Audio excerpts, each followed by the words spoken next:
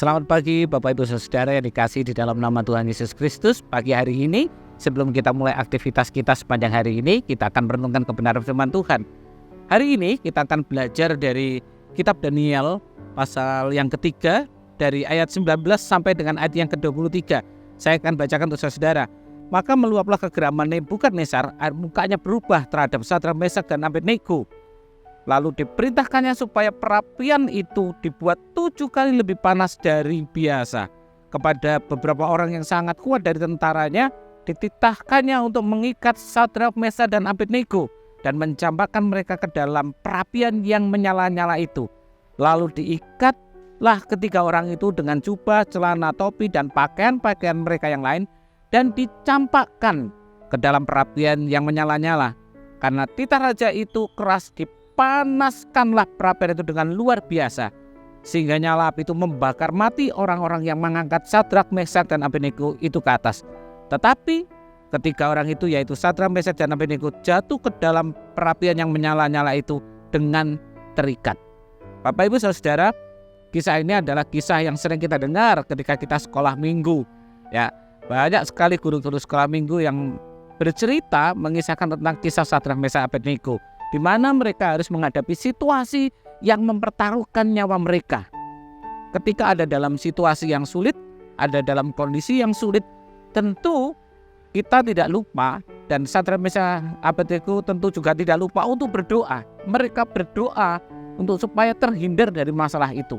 Itu sebabnya kita bisa melihat di dalam ayat sebelumnya, Bapak Ibu Saudara, bahwa di ayat yang ke-16 sampai dengan ayat yang ke-18 kita bisa melihat bagaimana mereka berdoa kepada Tuhan. Mereka meminta kepada Tuhan supaya mereka dilepaskan. Namun toh seandainya tidak dilepaskan pun mereka akan tetap percaya kepada Tuhan.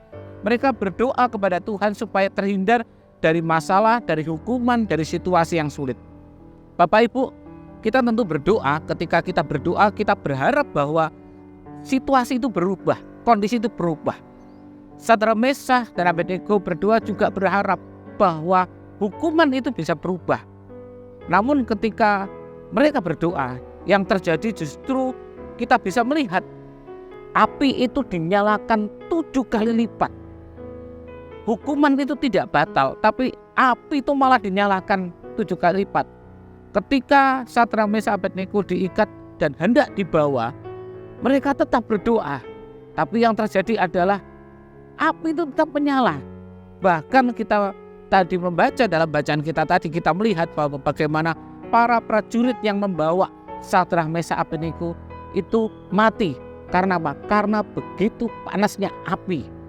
Dan saudara-saudara, keadaan sampai ketika Sadrak, Mesak, dan Abednego ini dilemparkan ke dalam perapian yang menyala-nyala 7 kali lipat itu, situasinya tidak berubah. Situasinya tetap panas, situasinya apinya tetap menyala. Tapi luar biasa, kisah berikutnya kita bisa melihat setelah ayat 23, bagaimana Allah menolong, bagaimana Allah menyelamatkan mereka di tengah perapian yang menyala-nyala. Bagaimana nama Tuhan dipermuliakan ketika mereka berada di dalam perapian yang menyala-nyala. Bapak Ibu Saudara, situasi yang dihadapi Sadrak, Mesak, Abednego, situasi yang sulit, situasi yang kadang-kadang mengancam kehidupan kita, mungkin pernah kita alami atau mungkin bahkan sekarang kita alami. Situasi yang sulit di mana keadaan itu begitu menjepit dan seringkali mengancam kehidupan kita.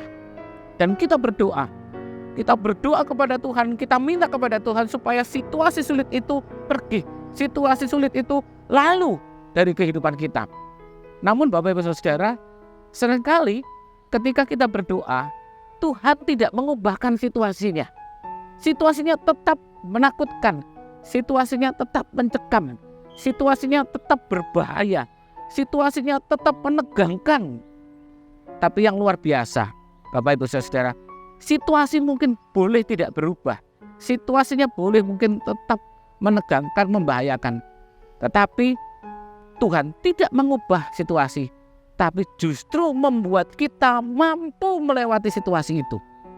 Dia berikan kekuatan kepada kita, Dia berikan perlindungan kepada kita supaya kita bisa melewati situasi itu. Mungkin hari-hari ini kita berdoa, Ada situasi sulit yang kita hadapi, kita berdoa, Tuhan tolong Tuhan, hindarkan situasi ini. Tapi ada kalanya Tuhan ngomong situasinya tetap tidak akan berubah. Tapi Tuhan bicara kepada kita, anakku, aku akan memberikan kekuatan kepadamu untuk engkau bisa melewatinya. Anakku, di tengah situasi yang sulit, aku ada di sampingmu untuk melindungi engkau. Sehingga situasinya boleh mungkin menakutkan, orang lain yang melihat menakutkan, bahkan mungkin orang lain yang ada di situasi itu bisa terkena dampak yang luar biasa. Tapi Tuhan yang bersama dengan kita, Tuhan yang melindungi kita, Dia akan memberikan kekuatan kita untuk menghadapi situasi-situasi yang sulit, situasi-situasi yang menakutkan. Tetap berjalan bersama dengan Tuhan, tetap hidup di dalam anugerah dan kasih karunia Tuhan. Amin. Mari kita berdoa. Terima kasih Tuhan, kami mengucap syukur buat pagi hari ini Tuhan.